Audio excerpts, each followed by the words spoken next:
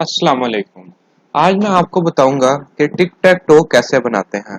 बहुत ही simple step से मैंने ये कोड लिखा है और मुख्तलिफ फंक्शंस बनाए हैं जिसके ज़रिए एक आम बच्चा फर्स्ट सेमेस्टर का या जो बिल्कुल जिसने शुरू किया है सी प्लस प्लस को वो आराम सुकून से टिक टैक टो बना सकता है। सबसे पहले हम देखेंगे ये टिक टैक टो बनने के बाद दिखेगी कैसे। हम रन करेंगे। अब वो हमारे से पूछ रहा है enter the dimensions of the board.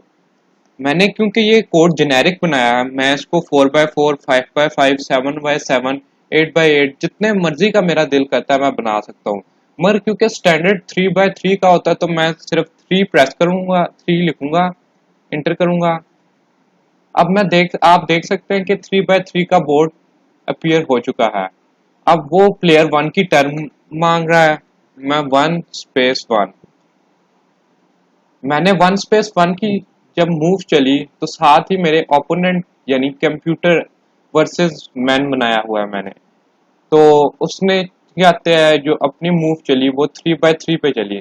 अब अगर मैं डायरेक्ट सीधा चाहूँ कि मैं जीत जाऊँ तो मैं 1 स्पेस 2 मूव इस्तेमाल करूंगा। तो ये हो गया।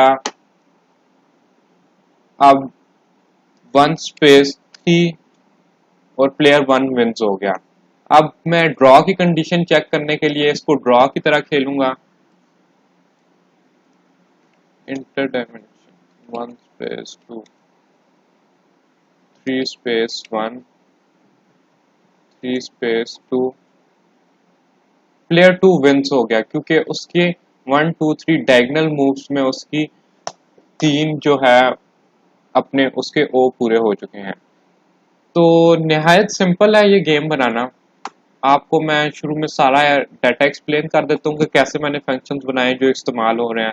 सबसे पहले मैंने इनिशियलाइज का फंक्शन बनाया जिसके अंदर करैक्टर बोर्ड के अरे मैंने पास करवाई as a parameter in dimension.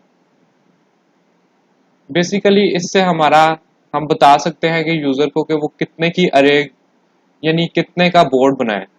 फिर वो प्रिंट बोर्ड जितने का हम लोगों ने उससे इनिशियलाइज करवाया होता है वो उतना ही प्रिंट बोर्ड करेगा। उसके बाद आस्क फॉर मूव।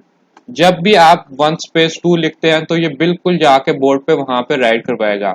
आप इधर देख सकते हैं कि मैंने जो पैरामीटर्स है row index, column index and turn, ये सारे जो हैं मैंने बाय रेफरेंस कॉल किए हैं। उसके बाद आस्क फॉर मूव कंप्यूटर।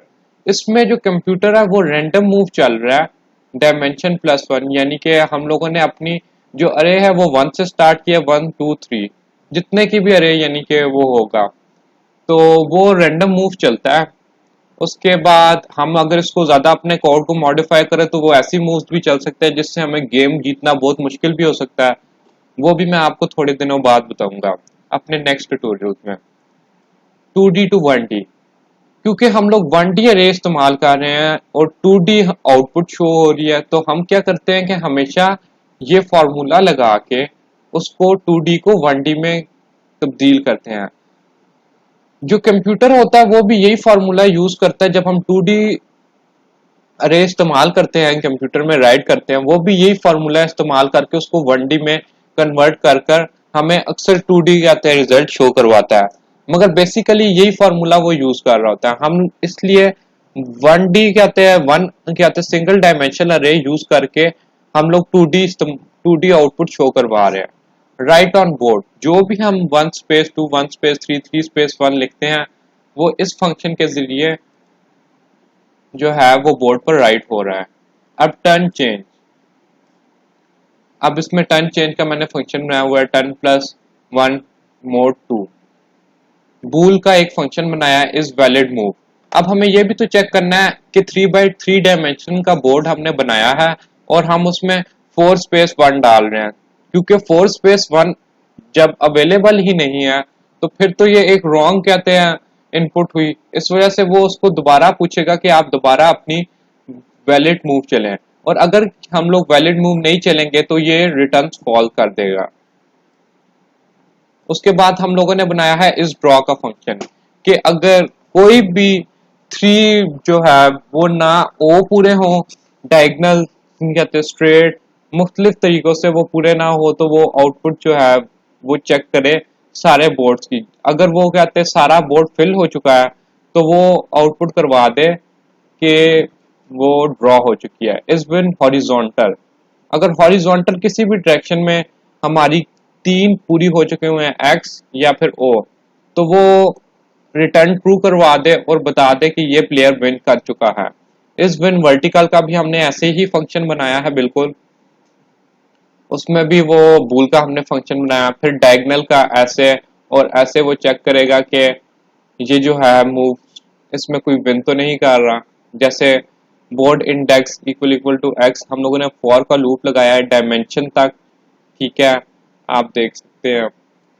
बहुत ही इजी कोडिंग की है और जेनेरिक कोडिंग है ये बिल्कुल। इस विन डायगोनल टू, पहले मेरे ख्याल से हमने ऐसे चेक किया था, अब ऐसे चेक किया क्योंकि इसमें कॉलम जो है वो माइनस हो रहे हैं। उसके बाद हम लोग अपने मेन के फंक्शन में आ गए। इधर हम लोगों ने वेरिएबल्स जो और करैक्टर डिक्लेयर करवाए हैं, वो एक्स और ओ है। इन डायमेंशन हो गया, inter dimension of the board scene करवा लिया हम लोगों ने। Character board dimension multiply by dimension, हम 3 लिखते हैं तो वो 3 by 3 का बोर्ड शो करता है। वो इसी वजह से करता है क्योंकि हम लोगों ने डायमेंशन मल्टीप्लाई बाय डायमेंशन की हुई है। Row index, column index, when equal to 0, turn equal to 0, initialize board हम लोगों ने करवा लिया ऊपर से। डू का हम लोगों ने जो है वो डू वाइल का लूप लगाया है, जब तक ड्रॉ ना हो ये सारी कंडीशंस चलती रहें। सबसे पहले वो सिस्टम सीएलएस, जैसे ही आप 1 space 2 करते हैं तो अगली बार एक नया बोर्ड प्रिंट होता है दोबारा, जिसकी वजह से हमारा पुराना बोर्ड नजर नहीं आता। हमें हमें बिल्कुल न्यू फॉर्मेट में जो हमारा लेटेस्ट बोर्ड में जो वैल्यूज चल रही होती है बिल्कुल वही नजर आता है। प्रिंट बोर्ड, प्रिंट बोर्ड वो हर बार दोबारा करवाएगा।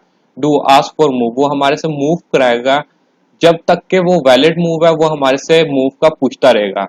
राइट ऑन बोर्ड कर देगा जैसे ही वो मूव हमारी वैलिड होगी। उसके बाद हम लोगों ने इफ की कंडीशन लगाई है, is wiz horizontal is equals to true, ये अगर इनमें से एक भी हो गई है तो वो ब्रेक कर जाए और इस लूप डू वाइल में से निकल जाए। उसके बाद टर्न चेंज, टर्न हम लोगों ने टर्न चेंज का ऊपर फंक्शन बनाया हुआ था, ये टर्न चेंज कर देता है और सिस्टम सीएलएस और हमें शो करवा देता है नेक्स्ट जो हमारी जो टर्न चेंज का प्रिंट होता है, प्रिंट आउट जो होता है हमारी आउटपुट पे डिस्प्ले करा देता है। डू वाइल का फिर दोबारा हमने लूप लगाया हुआ है, ask for move computer is valid move, जब तक वैलिड मूव रहे नहीं होती वो कंप्यूटर से पूछता रहेगा कि वो कहाँ पे प्रिंट करे। राइट ऑन बोर्ड, फिर दोबारा वो राइट ऑन बोर्ड एक नया बोर्ड प्रिंट करवा देगा और पिछले को ओवरराइट कर देगा। अब turn change if when horizontal, अगर इनमें से कोई भी कंप्यूटर की मूव चलने के बाद एक भी यानी कि ट्रू हो चुकी है तो वो ब्रेक कर जाएगा और लूप से बाहर निकल जाएगा। अब इन केसेस में सारे वो दोबारा चलता रहेगा और अगर इस ड्रॉ का जो हमने ऊपर फंक्शन बनाया है वो इक्वल टू ट्रू हो जाएगा तो ये वाइल का लूप एंड हो जाएगा। If win double equal to 0 होगा तो हम लोग कहते हैं match is equal to draw बताएंगे। और एल्स इफ का हम लोगों ने एक लूप लगाया है, विन डबल इक्वल टू 1, इसका मतलब है कि अगर हम लोगों का जो है वो प्लेयर विन कर चुका है कोई भी तो वो करवा देगा प्रिंट बोर्ड, वो दोबारा करवा देगा ताकि लेटेस्ट वैल्यूज हमें क्या शो हो सके। तो गाइस इसका जो सोर्स कोड है वो मैं आपको डिस्क्रिप्शन में इंशाल्लाह डाल दूंगा और प्लीज हमारा